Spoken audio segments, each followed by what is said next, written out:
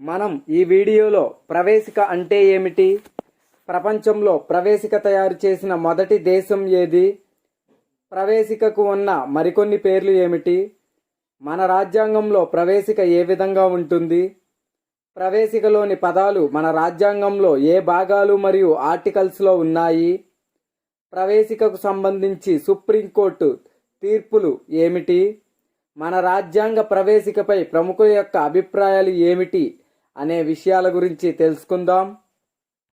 ప్రవేశిక గురించి తప్పనిసరిగా తెలుసుకోవలసిన విషయాలు. భారత రాజ్యాంగంలోని ప్రవేశికను తయారు చేసిన వారు జవహర్లాల్ నెహ్రూ. 1946 డిసెంబర్ 13న రాజ్యాంగ పరిషత్తులో నెహ్రూ ప్రవేశపెట్టిన ఆశయాల తీర్మానమే ప్రవేశికకు ఆధారం. భారత రాజ్యాంగం అమలులోకి వచ్చినప్పుడు ప్రవేశికలో సార్వభౌమ, ప్రజాస్వామ్య, గణతంత్ర అనే పదాలు మాత్రమే ఉండేవి. అయితే స్వరణ్ సింగ్ కమిటీ సిఫార్సుల ప్రకారం ప్రవేశికలో 42వ రాజ్యాంగ సవరణ ద్వారా 1976లో సామ్యవాద, లౌకిక, సమగ్రత అనే పదాలను కొత్తగా చేర్చారు. ప్రవేశికను ఇప్పటి వరకు ఒక్కసారి మాత్రమే 1976లో 42వ రాజ్యాంగ సవరణ ద్వారా సవరించడం జరిగింది.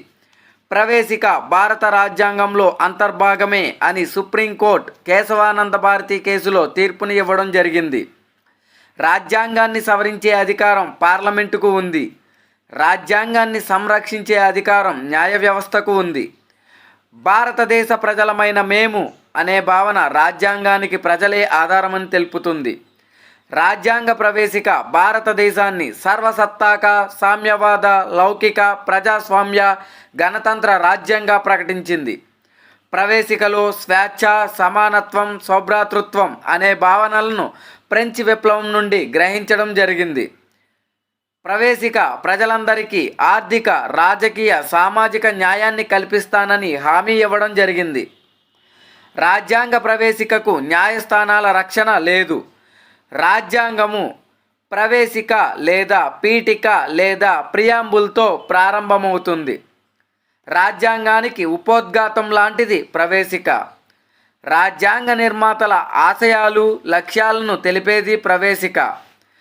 రాజ్యాధికారానికి మూలం ప్రజలు. సర్వసత్తాక, ప్రజాస్వామ్య, గణతంత్ర, లౌకిక, సామ్యవాద పదాలు దేశంలోని ప్రజలకు న్యాయం, స్వాతంత్ర్యం, సమానత్వం, సౌభ్రాతృత్వం ఉందని తెలిపేది ప్రవేశిక. మన భారత రాజ్యాంగంలో రాజ్యాంగ ప్రవేశిక ఈ విధంగా ఉంటుంది.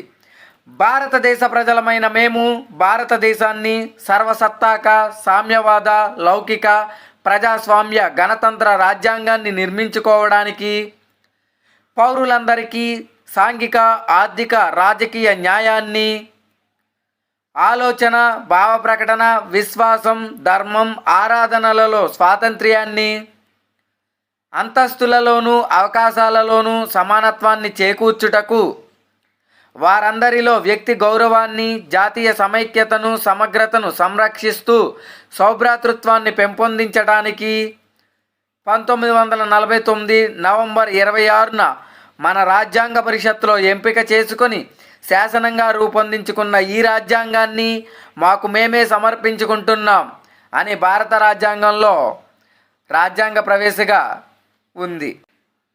మన రాజ్యాంగ ప్రవేశికలో ఉన్న సర్వసత్తాక, ప్రజాస్వామ్య, గణతంత్ర, లౌకిక, సామ్యవాద, సౌభ్రాతృత్వం అనే పదాలకు అర్థాలను తెలుసుకుందాం. భారతదేశం సర్వసత్తాక రాజ్యం. ఎందుకంటే భారతదేశం ఆంతరంగిక, బాహ్య విషయాలలో విదేశీ శక్తులకు లోనుగాక స్వతంత్రంగా వ్యవహరించే దేశం. అలాగే భారతదేశం కామన్వెల్త్, ఐక్యరాజ్య సమితిలో సభ్య దేశం అయినప్పటికీ ఆ సభ్యత్వం ఐచ్ఛికమైనది. అలాగే భారతదేశం ప్రజాస్వామ్య రాజ్యం. ఎందుకంటే భారతదేశం ప్రజాస్వామ్య రాజ్యమని తెలిపేది ప్రవేశిక. ప్రజల కొరకు, ప్రజల చేత, ప్రజల యొక్క ప్రభుత్వం ప్రజాస్వామ్యం. రాజ్యాంగం ప్రజలందరికీ తారతమ్యం లేకుండా 18 సంవత్సరాలు నిండిన వయోజనులకు ఓటు హక్కు కల్పించింది. కార్యనిర్వాహక వర్గం శాసనసభలకు బాధ్యత వహించాలి.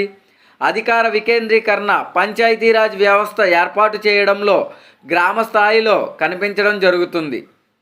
అలాగే భారతదేశం గణతంత్ర రాజ్యం ఎందుకంటే ప్రజాస్వామ్య రాజ్యంలో రాజ్యాధినేత వంశపారంపర్యంగా వచ్చే రాజు లేదా రాణి కాక ఎన్నికైన ప్రజాప్రతినిధి ఉంటే ఆ రాజ్యం గణతంత్ర రాజ్యం అవుతుంది. భారతదేశంలో అత్యున్నత పదవి రాష్ట్రపతి పదవి. ఈ పదవికి ప్రతి 5 సంవత్సరాలకు ఒకసారి ఎన్నికలు జరుగుతాయి.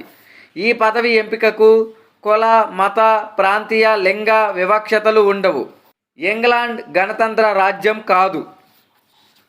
అలాగే భారతదేశం లౌకిక రాజ్యం ఎందుకంటే భారతదేశంలో మత ప్రమేయం లేని రాజ్యం. కొన్ని దేశాలకు రాజ్య మతం ఉంది. ఉదాహరణకి పాకిస్తాన్ ఇస్లాం మతం, ఐర్లాండ్ రోమన్ క్యాథలిక్ మతం. లౌకిక అనే పదాన్ని ప్రవేశికలో 42వ రాజ్యాంగ సవరణలో పొందుపరిచారు 1976లో. భారతదేశం సామ్యవాద రాజ్యం ఎందుకంటే దేశ ప్రజల్లోని ఆర్థిక అసమానతలను తగ్గించి వారి ఆర్థిక పురోభివృద్ధికై పాటుపడేది సామ్యవాద రాజ్యం. సామ్యవాద రాజ్యంగా రూపొందాలని నిర్దేశించేది ప్రవేశిక. రాజ్యాంగ ప్రవేశికలో సామ్యవాదం అనే పదాన్ని 42వ రాజ్యాంగ సవరణలో 1976లో పొందుపరచడం జరిగింది. భారతదేశం సౌభ్రాతృత్వం ఎందుకనగా భారతదేశంలో సోదరభావం, పౌరుల మధ్య సంఘీభావం, వ్యక్తి గౌరవం ఉండాలి. ఈ పదాన్ని రాజ్యాంగ ప్రవేశికలో చేర్చాలని సూచించినది బిఆర్ అంబేద్కర్. ఏకత మరియు సమగ్రత అనగా భారత ప్రజల మధ్య ఐక్యతను పెంపొందించుటకు ఉద్దేశించినది.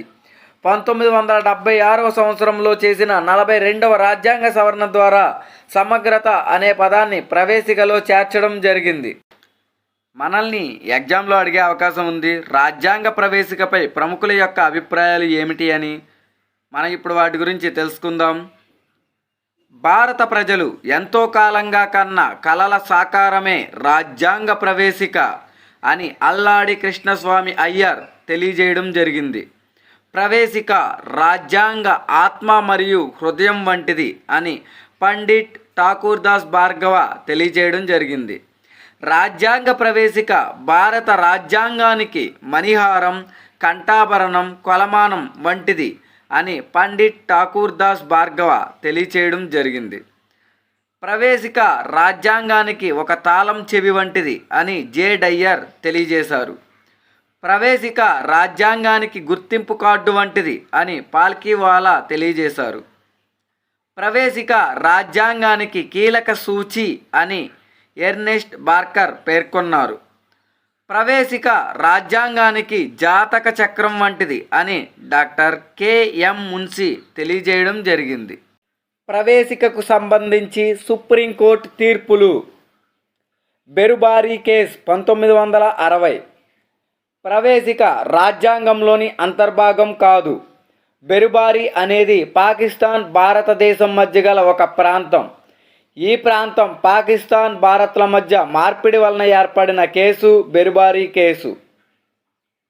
కేశవానంద భారతి కేసు 1973. ప్రవేశిక రాజ్యాంగంలో అంతర్భాగం. ఈ కేసులో తీర్పు వెలువరించిన ప్రధాన న్యాయమూర్తి జస్టిస్ సిక్రీ. ఇదే విధమైన అభిప్రాయంను supreme court Minerva Mills 1980 case, LIC of India case 1995లో ప్రకటించడం జరిగింది. SR Bommai case 1994. ప్రవేశిక రాజ్యాంగ మౌలిక స్వరూపంలో అంతర్భాగం. రాజ్యాంగ మౌలిక స్వరూప సిద్ధాంతం 1973వ సంవత్సరంలో కేశవానంద భారతి కేసులో సుప్రీంకోర్టు తీర్పు ద్వారా ఈ సిద్ధాంతంను ప్రతిపాదించడం జరిగింది. భారత రాజ్యాంగాన్ని సవరించే అధికారం పార్లమెంటుకు ఉన్నప్పటికీ మౌలిక స్వరూపాన్ని సవరించే అధికారం లేదని సుప్రీంకోర్టు తీర్పునిచ్చింది. రాజ్యాంగ మౌలిక స్వరూపం అనే భావనకు సుప్రీంకోర్టు నిర్వచనం ఇవ్వలేదు. ప్రధాన న్యాయమూర్తి జస్టిస్ ఎస్ఎం సిక్రీ ప్రవేశికలోని సార్వభౌమాధికారం, ప్రజాస్వామ్యం, గణతంత్ర వ్యవస్థ, న్యాయం, స్వేచ్ఛ, సమానత్వం మొదలైనవి మౌలిక స్వరూపం పరిధిలోకి వస్తాయని తీర్పులో పేర్కొన్నారు. Raj Narayan versus Indira Gandhi Minerva minerals case 1980, LIC of India 1987, SR Bommai case supreme court ఇచ్చిన తీర్పులను అనుసరించి రాజ్యాంగ మౌలిక స్వరూపంలో ఈ క్రింది అంశాలు భాగమని భావించవచ్చు. సార్వభౌమాధికారం, ప్రజాస్వామ్యం, లౌకిక స్వభావం, పార్లమెంటరీ ప్రభుత్వం, ప్రాథమిక హక్కులు, స్వేచ్ఛ, సమానత్వం, సంక్షేమ స్వభావం, సమాఖ్య విధానం, గణతంత్ర రాజ్యం మొదలైన అంశాలు భాగమని భావించవచ్చు. ప్రవేశికలోని పదాలు, రాజ్యాంగంలోని భాగాలు మరియు ప్రకరణలు. సామ్యవాదం లేదా సంక్షేమవాదం, ఇది 4వ భాగంలోని ఆదేశక సూత్రాలలో కలదు. లౌకిక, ఇది 25 నుండి 28 వరకు ప్రకరణలలో కలదు. ప్రజాస్వామ్యం, ప్రకరణ 326 సార్వత్రిక వయోజన ఓటు హక్కు. గణతంత్రం 54వ ప్రకరణలోని దేశాధినేతను ఎన్నుకోవడం. సామాజిక ఆర్థిక న్యాయం 17వ ప్రకరణలోని అంటరానితన నిషేధం, 23 మరియు 24 ప్రకరణలోని పీడన నిరోధన ఆదేశిక సూత్రాలు. రాజకీయ న్యాయం, ఇది 326 ప్రకరణలోని సార్వత్రిక వయోజన ఓటు హక్కు. ఆలోచన, భావ ప్రకటన స్వేచ్ఛ 19వ ప్రకరణ. విశ్వాసం, నమ్మకం, ఆరాధన 19వ ప్రకరణ. హోదా, అవకాశాలలో సమానత్వం, ఇది 14, 15, 16, 34 మరియు 326 ప్రకరణలు తెలియజేయును.